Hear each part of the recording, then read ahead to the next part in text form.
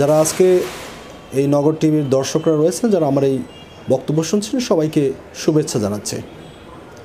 আমার কাছে প্রথম যে প্রশ্নটি এখানে এসেছে সেটা হচ্ছে ডাকসু এবং জাকসু নির্বাচনে বাংলাদেশ ইসলামী ছাত্র শিবিরের এবং এত ব্যাপক সফলতার পেছনে কারণটা কি।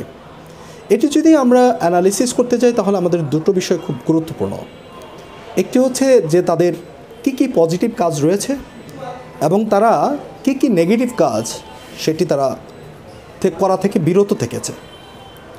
ঢাকা বিশ্ববিদ্যালয়ে সারা বাংলাদেশের বিভিন্ন জায়গা থেকেও অত্যন্ত মেধাবী স্টুডেন্টরা এখানে চান্স পায় এবং পাবলিক বিশ্ববিদ্যালয়গুলোতেই এটি হয়ে থাকে। তো এরা সকলেই কিন্তু পড়াশোনার প্রতি প্রচণ্ড ঝোঁক এবং পড়াশোনা করতে চায়, কিন্তু বিশ্ববিদ্যালয়ের গতানুগতিক যে রাজনৈতিক ধারা ছিল, অপরাপর যে দলগুলো রাজনীতিগুলো করে, তাদেরকে পড়ার টেবিল থেকে বাই ফোর্স তাদেরকে জোর করে নিয়ে মিছিল মিটিং এবং এই অছাত্র যারা রাজনীতিবিদ রয়েছেন, যারা নেতৃত্বে রয়েছেন, তারা দুপুর 12টাতে ঘুম থেকে উঠে মধুর ক্যান্টিনে বসেন এবং তাদেরকে দাস হিসেবে, মানব দাস হিসেবে তাদেরকে ব্যবহার করেন। এটি ঢাকা বিশ্ববিদ্যালয় সহ কোনো বিশ্ববিদ্যালয়ের ছাত্ররা এটি পছন্দ করে না দীর্ঘদিন ধরে। ছাত্র শিবির এই ক্ষেত্রে তারা এই দাস প্রথাকে বিলুপ্ত ঘোষণা করেছে। তাদের রাজনীতিতে দাসত্বের রাজনীতি নেই, যেটি সাধারণ ছাত্রছাত্রীদের কাছে অত্যন্ত প্রশংসনীয়। সেকেন্ড হচ্ছে যে ছাত্র শিবির যে তাদের একাডেমিক রেজাল্টের ক্ষেত্রে প্রতিটা কর্মী, প্রতিটা নেতা খুবই আন্তরিক। তারা নিজেরা ভালো রেজাল্টের অধিকারী, অর্থাৎ তারা নিজেরাই প্রচণ্ড রকমের পড়াশোনা করেন। তারা একাডেমিক পড়াশোনার পাশাপাশি তার যে রাজনৈতিক সিলেবাস রয়েছে, ছাত্র শিবিরের নিজস্ব সিলেবাস, সেটি তারা কমপ্লিট করেন। এছাড়া তাদের আরও কয়েকটি অর্গানাইজেশন রয়েছে যে ইন্টারন্যাশনাল লিডার হইতে হলে তাকে আরও কী সিলেবাস কমপ্লিট করতে হয়, সেটার জন্য আলাদা প্রশিক্ষণ বিভাগ রয়েছে। তো তারা এই যে এবং জনকল্যাণমূলক কাজ এটি সবসময় ছাত্র শিবির করে এসছে। বিগত 5 আগস্ট পরবর্তী 2024-এর পরবর্তীতে তারা বিগত 1 বছরে ক্যাম্পাসের সাধারণ ছাত্রছাত্রীদের সাথে তারা প্রচণ্ড রকমের আন্তরিকতার সাথে তারা এই কাজগুলো করেছে। ঢাকা বিশ্ববিদ্যালয়ে আপনারা জানেন যে তারা যে পুরো রমজান জুড়ে ইফতার বিতরণ করেছে। এটি শেষ নয়, রমজানে তারা তারাবির নামাজ আদায় করেছে এবং তাদের সহপাঠী এবং সহকর্মী এবং যারা তাদের সাথে ছিল তাদেরকে সহ একটা ইসলামিক নৈতিকতা বোধসম্পন্ন এবং আমলের দিকে মানুষকে আহ্বান করেছে। এর আগে আমরা জানি ঢাকা বিশ্ববিদ্যালয়ে রমজান মাসে কোরআন অধ্যয়নের একটা আয়োজন করা হয়েছিল, সেটিকে করতে দেওয়া হয়নি এবং সেখানে বিশ্ববিদ্যালয়ের কিছু বামপন্থী টিচার এবং বিভিন্ন অর্গানাইজেশন এবং রাষ্ট্রীয় বাহিনী এটিকে আসলে জঙ্গিবাদ হিসেবে আখ্যায়িত করেছিল। সেখানে 24 আগস্ট পরবর্তী সময়ে ছাত্র শিবির অন্যান্য সকল ছাত্রছাত্রীদের সাথে নিয়ে এই ইসলামিক যে ধর্মীয় স্বাধীনতা, যেটি সাংবিধানিক স্বাধীনতা, সেটিকে মানুষের কাছে সুন্দরভাবে উপস্থাপন করেছে। তারা ইফতার খাইয়েছে, তারা এখানে পানির ফিল্টার দিয়েছে, সেটা সর্বজন স্বীকৃত। তারপরে হেলথ ক্যাম্প করেছে, মেয়েদের সমস্যার কথা তারা দেখেছে।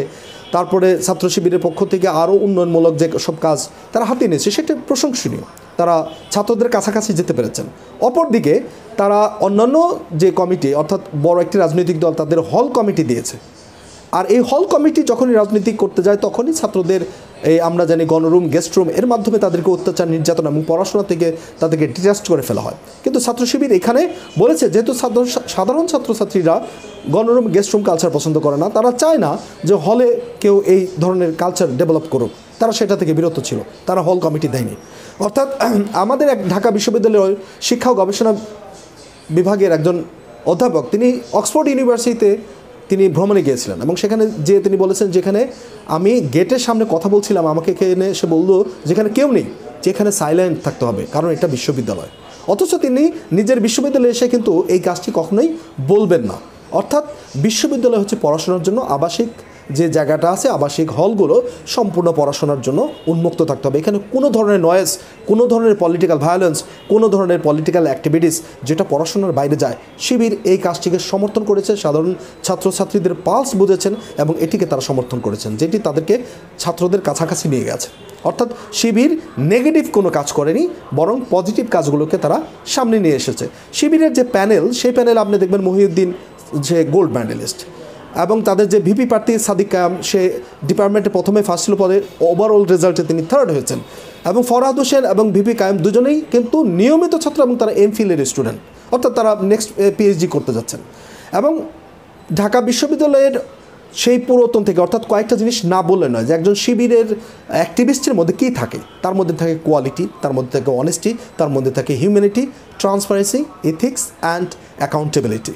অর্থাৎ শিবিরের একটা নেতা তার কার্যক্রম শেষে তাকে যেই জবাবদিহি করতে হয় এবং সে নিজে থেকে উদ্বুদ্ধ হয়ে করে, সেখানে এক পয়সার কোনো দুর্নীতির সুযোগ নেই। সে নিজে যেমন করে না এবং তার উপরে এবং নিচে যারা থাকে, এটা যদি কারো মধ্যে দেখাও দেয়, সেটি সহ্য করার মতো কোনো সিস্টেমই তাদের ডেভেলপ নাই।